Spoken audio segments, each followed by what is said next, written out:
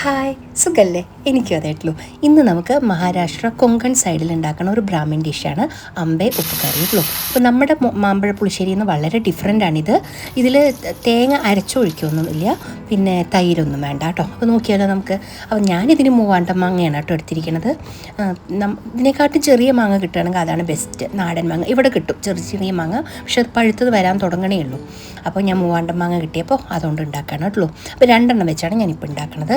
നോക്കിയാലോ. അപ്പോൾ ഞാൻ ആ മാമ്പഴം കഴുകി തോല് കളഞ്ഞു. എന്നിട്ട് തോല് നന്നായിട്ട് വെള്ളം ഒഴിച്ചിട്ട് അതുപോലെ പിഴിഞ്ഞെടുക്കണം കേട്ടോ. അതിലുള്ള രസം പൾപ്പ് മുഴുവൻ നമുക്ക് പിഴിഞ്ഞെടുക്കണം. അങ്ങനെ പിഴിഞ്ഞെടുത്തിട്ട് ആ വെള്ളം നമുക്കിതിലേക്ക് ഒഴിച്ചു കൊടുക്കണം. അപ്പം ഞാൻ കുറച്ച് ഡിഫറെൻ്റ് ആയിട്ടാണ് കേട്ടോ ഉണ്ടാക്കുന്നത്. ഒരു സാധനം ഞാൻ എക്സ്ട്രാ ഇതിൽ ചേർത്തുന്നുണ്ട്. നല്ല ടേസ്റ്റാണ് അത് ചേർത്തി കഴിഞ്ഞാൽ. അപ്പോൾ നോക്കിയാലോ, വരും. അപ്പോൾ ഇതിൽ മുളക് പൊടിയൊന്നും ഇടണില്ല, ഞാൻ പച്ചമുളകാണ് കേട്ടോ മുഴുവനായിട്ട് ഇടുന്നത്. അപ്പോൾ ഇത് എരിവ് കുറഞ്ഞ പച്ചമുളകാണ്. അപ്പോൾ ഞാൻ നല്ലോണം നൈസായിട്ട് ചെറുതായിട്ട് അരിഞ്ഞിട്ടാണ് ഇടുന്നത്. അതെല്ലാം ഇനി നിങ്ങൾക്ക് നീളത്തിൽ മുറിച്ചിട്ടിടണമെങ്കിൽ അങ്ങനെ ഇടാട്ടുള്ളൂ.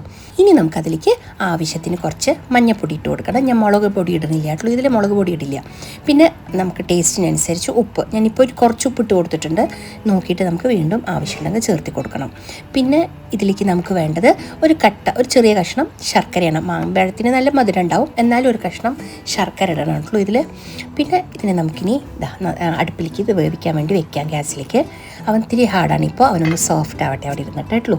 അപ്പോഴേക്കും നമുക്ക് ഇതിലേക്ക് മിക്സ് ചെയ്തു. ഇപ്പോൾ ഞാൻ 2-3 മിനിറ്റ് വെച്ചപ്പോൾ തന്നെ ഇതുപോലെ തിളച്ചിട്ടുണ്ട്, ഒന്ന് സോഫ്റ്റായി വന്നിട്ടുണ്ട്. നമ്മുടെ മാമ്പഴക്കറി പോലെ തന്നെ ഒന്ന് നന്നായി സോഫ്റ്റ് ആവണം. അപ്പോൾ നമുക്ക് ഇതിലേക്ക് ഇനി വേണ്ട മെയിൻ സാധനം എന്ന് പറയുന്നത് 1-1.5 സ്പൂണ് അരിപ്പൊടിയാണ് കേട്ടോ. അരിപ്പൊടിയോ മൈദയോ അല്ലെങ്കിൽ കൂവപ്പൊടിയോ എന്ത് വേണമെങ്കിലും എടുക്കാം, പക്ഷേ അരിപ്പൊടിയാണ് നല്ലത്. അപ്പോൾ അരിപ്പൊടി ഞാൻ 1.5 സ്പൂൺ അരിപ്പൊടി വെള്ളം ഒഴിച്ചിട്ട് ഇതുപോലെ കലക്കി വെച്ചിട്ടുണ്ട്. പിന്നെ കുറച്ച് തേങ്ങ ഞാൻ അതിലിടും, അരയ്ക്കൊന്നുമില്ല കേട്ടോ. പക്ഷെ ഒരു സാധനം ഞാൻ ഇതിൽ ചേർത്തുന്നുണ്ട്, നിങ്ങളും അത് ചേർത്ത് നോക്കും, നല്ല ഇഷ്ടം. അത് സാധാരണ ചേർത്താറില്ല, അത് ഞാൻ എന്താണെന്ന് കാണിച്ചു തരാം കേട്ടോ. ഇപ്പോൾ നമ്മളുടെ മാങ്ങയൊക്കെ വെന്ത് നന്നായി സോഫ്റ്റായി വന്നിട്ടുണ്ട്. നമുക്ക് ഉപ്പൊന്നുകൂടി ചെക്ക് ചെയ്ത് നോക്കാം. എനിക്ക് ആദ്യം ഇട്ടപ്പോൾ കുറച്ച് കുറവ് തോന്നിട്ട്, പിന്നെ ഇത്തിരി മധുരമുള്ള കറിയല്ലേ, അപ്പോൾ ഉപ്പ് ഇത്തിരി വേണം. അപ്പോൾ ഞാൻ കുറച്ചുകൂടി ഉപ്പിട്ട് കൊടുത്തു. പിന്നെ നമ്മൾ ആ കലക്കി വെച്ചിരിക്കുന്ന അരിപ്പൊടിയുടെ വെള്ളമില്ലേ, അതും കൂടി ഇതിലേക്ക് ചേർത്തിയിട്ടുണ്ട് കേട്ടോ. ഇനി ഇത് നന്നായി തിളച്ചിട്ടൊന്ന് കുറുകി വരും. ഈ അരിപ്പൊടി ചേർത്തുമ്പോൾ ഇത് നന്നായിട്ടൊന്ന് കുറുകി വരും കേട്ടോ. ഈ കറിക്ക് കൊഴുപ്പ് കിട്ടാൻ വേണ്ടിയിട്ട് നമ്മൾ ഈ അരിപ്പൊടിയാണ് ഉപയോഗിക്കുന്നത്. പിന്നെ നമുക്ക് വേണ്ടത് കുറച്ച് വറുത്തിടാനുള്ള സാധനങ്ങളാണ്. കുറച്ച് ഉഴുന്നുപരിപ്പ്, കുറച്ച് ഉലുവ, കുറച്ച് കടുക്, പിന്നെ 3-4 കഷ്ണം വറ്റൽമുളക്, പിന്നെ കറിവേപ്പില കേട്ടോ. ഇത്ര സാധനം നമുക്ക് വറുത്തിടാൻ വേണം. പിന്നെ കുറച്ച് കറിവേപ്പില, ഞാൻ പറഞ്ഞില്ലേ കറിവേപ്പില ഇടണം.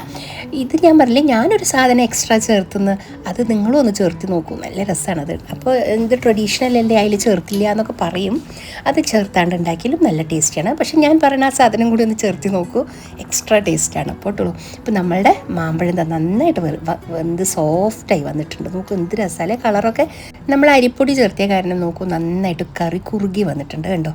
ഇപ്പോൾ നല്ലൊരു മണവും വരുന്നുണ്ട്, പച്ചമുളകിൻ്റെ ഒക്കെ തിളയ്ക്കണ ഒരു മണം.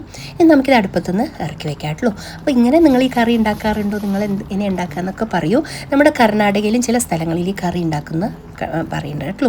അപ്പോൾ ഇത് കൊങ്കൺ സൈഡിലത്തെ ഒരു ബ്രാഹ്മിൻ ഡിഷാണ് ശരിക്കും. അപ്പോൾ ഞാൻ പറഞ്ഞ സൂത്രപ്പണി ഇതാണ് കേട്ടോ. ഞാൻ കുറച്ച് തേങ്ങ പാൽ കൂടി ഇതിലേക്ക് ഒഴിച്ചു കൊടുത്തിട്ടുണ്ട്, അധികമൊന്നുമില്ല, ഒരു 2-3 സ്പൂണ്. പക്ഷെ അത് ഒഴിക്കുമ്പോൾ ഒരു പ്രത്യേക ടേസ്റ്റ് എനിക്ക് തോന്നി. പിന്നെ നമ്മൾ എടുത്തു വെച്ചിട്ടുള്ള ആ തേങ്ങല്ലേ, അതിൻ്റെ മുകളിൽ ഇങ്ങനെ വെതറി കൊടുക്കണം കേട്ടോ. അതിന് വേണ്ടിയിട്ടാണ് നമ്മൾ ആ തേങ്ങ ഇതിൽ അരച്ച് ചേർത്തൊന്നുമില്ല, അതുപോലെ നമ്മൾ ഇതിൻ്റെ മേലേക്ക് ഇങ്ങനെ വെതറി കൊടുക്കുകയുള്ളൂ.